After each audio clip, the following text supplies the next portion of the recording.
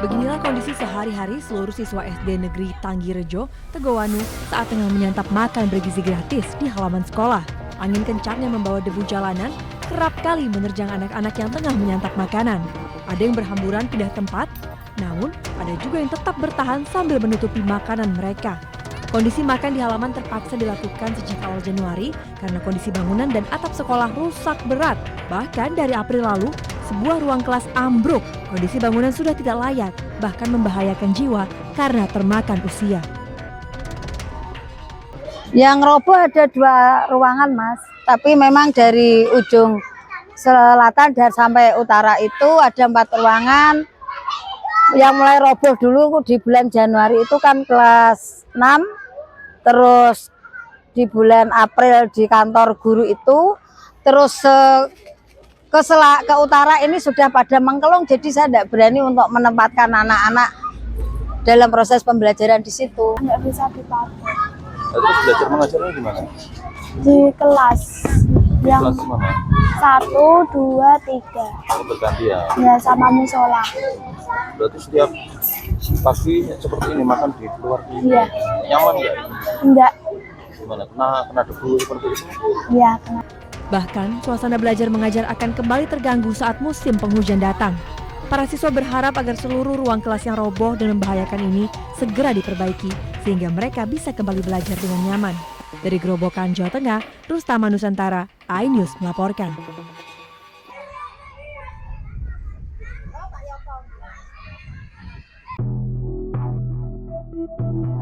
Pengadilan Negeri Jakarta Selatan menunda sidang pra-peradilan yang dilayangkan oleh Roy Suryo terkait ganti rugi atas pengabulan perkara pra-peradilan penggeledahan, penangkapan, dan penahanan dalam kasus tudingan ijazah palsu Presiden ke-7 RI Joko Widodo.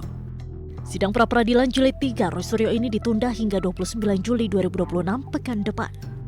Penundaan disebabkan oleh ketidakhadiran pihak kejaksaan selaku turut termohon dalam perkara tersebut. Untuk itu, Hakim Tunggal memutuskan untuk menjadwalkan ulang persidangan guna memastikan kehadiran seluruh pihak terkait. Hari pertama, ketika pra-peradilan kami selaku pemohon, itu kamilah yang kemudian akan membacakan permohonan kami apa terhadap termohon dan juga terhadap turut termohon. Jadi kami itu tidak bisa kemudian santai-santai. Hari pertama itu hari kita, baru hari kedua besok itu jawaban dari seharusnya termohon dan juga turut termohon. Kemudian kami juga harus langsung memberikan jawaban hari itu juga, yaitu berupa replik dan juga mereka kemudian duplik. Sebelumnya pada sidang pra-peradilan kali ini, Roy mengajukan gugatan untuk menuntut ganti rugi kepada pihak Polda Metro Jaya dan Kejaksaan sekitar 210 juta rupiah atas upaya paksa yang dilakukan penyidik Polda Metro Jaya. Dari Jakarta, tim liputan iNews melaporkan. Dengan demikian sidang selesai dan ditutup. Hadirin dimohon berdiri, majelis hakim bersiap. Suasana sidang eksepsi Tifauzia Tiasuma atau Dr. Tifa riuh setelah Hakim Pengadilan Negeri Jakarta Timur menerima eksepsi terdakwa kasus tudingan ijazah palsu Presiden ke-7 RI Joko Widodo. Dengan dikabulkannya eksepsi terdakwa, maka sidang Dr. Tifa yang didakwa melakukan tindak pidana fitnah dan pencemaran nama baik Presiden ke-7 RI Joko Widodo atas tudingan ijazah palsu tidak akan dilanjutkan ke tahap berikutnya.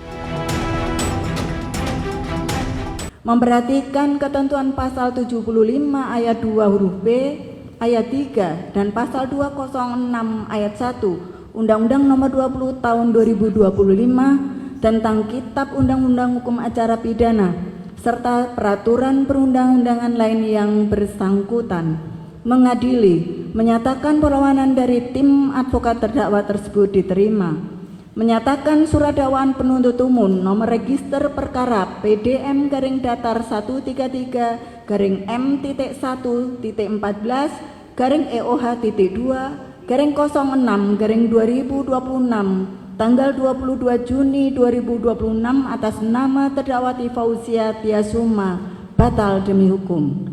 Memerintahkan pengembalian berkas perkara ini kepada penuntut umum, membebankan biaya perkara kepada negara.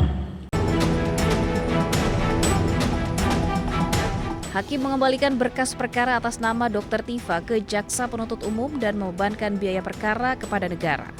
Selanjutnya, jaksa penuntut umum memiliki kesempatan untuk mengajukan perlawanan dengan menyusun ulang dakwaan. Tim Liputan iNews melaporkan.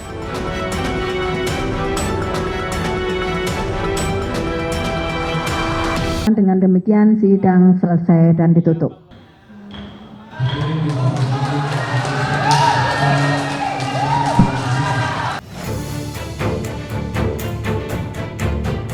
Majelis Hakim Pengadilan Negeri Jakarta Timur menerima eksepsi terdakwa Tifauzia Tiasuma alias Dr. Tifa dalam perkara pencemaran nama baik dan fitnah ijazah palsu Presiden ke-7 Republik Indonesia Joko Widodo pada Kamis pagi.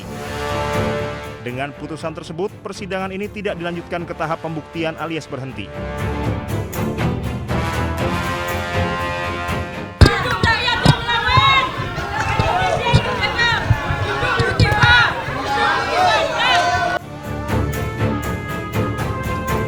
Setelah mendengarkan pengucapan putusan, Dr. Tifa menyatakan putusan ini tidak menyurutkan langkahnya untuk membongkar perkara ijazah Jokowi.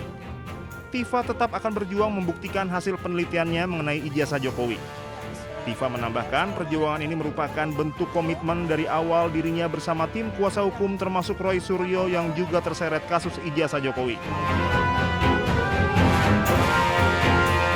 Seluruh rakyat Indonesia percayalah bahwa keputusan dari Majelis Hakim pada hari ini untuk menerima eksepsi kami tidak menyurutkan langkah saya, tidak menyurutkan langkah kami untuk terus memperjuangkan kebenaran, terutama terkait dengan persoalan yang selama ini sudah menjadi beban bagi seluruh bangsa Indonesia terkait dengan otentitas dari ijazah yang selama ini menjadi polemik.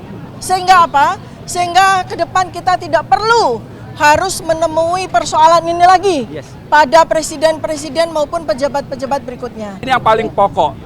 Dengan batal demi hukum ini, apa yang dimaknai apa?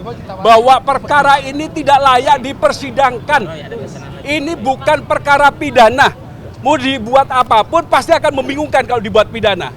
Bayangkan saja bagaimana kita tidak bingung. Adanya suatu wawancara dengan Aiman Wicaksono yang itu hanya dilakukan dalam bentuk pemusatan atau fokus pada foto, ya, itu dikatakan perbuatan pidana mengubah, merusak. Bagaimana? Ijazah yang otentik. Bagaimana? Sebelumnya, Majelis Hakim Pengadilan Negeri Jakarta Timur menerima eksepsi terdakwa Tifauzia Tiasuma alias Dr. Tifa dalam perkara pencemaran nama baik dan fitnah ijazah palsu Jokowi pada Kamis pagi. Persidangan ijazah ini tidak dilanjutkan ke tahap pembuktian. Majelis Hakim menyatakan berkas perkara Dr. Tifa beserta seluruh barang bukti harus dikembalikan kepada jaksa penuntut umum.